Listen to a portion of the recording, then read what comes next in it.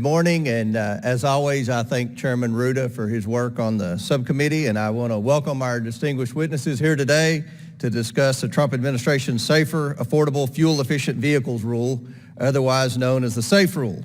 As my fellow ranking members noted at hearings last week, Mr. Chairman, I will note that the majority is creating a difficult scheduling conflict for members of this subcommittee. On one hand, we have today's hearing. On the other, we have a deposition related to the majority impeachment of the president, the inquiry taking place over in the Capitol, which only certain House members are able to attend. I believe the Democrats' impeachment inquiry requires our members' attention, and I hope moving forward we can agree to avoid this type of scheduling conflict.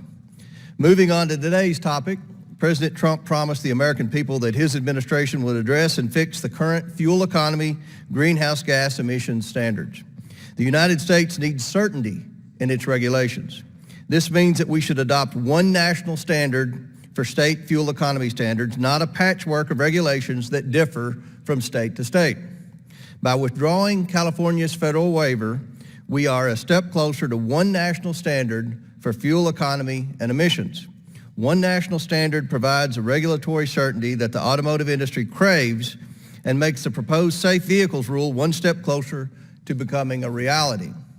The average price of a new vehicle was $39,500 in the first half of 2019.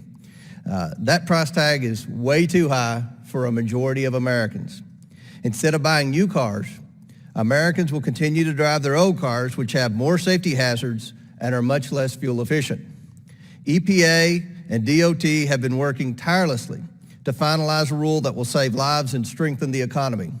The rule will reduce the price of a new vehicle, which will in turn help more Americans purchase newer, cleaner, and safer cars and trucks.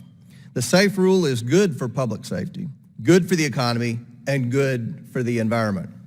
The proposed SAFE rule will set the correct approach to national fuel economy standards and ensure that Americans have access to safer, more efficient cars in the future. California should not set the standards for the rest of the country. The patchwork of regulations that exist hurts everyone in the auto industry, from the automakers to the car buyer. I stand with the Trump administration's decision to establish one national standard for fuel economy and emissions.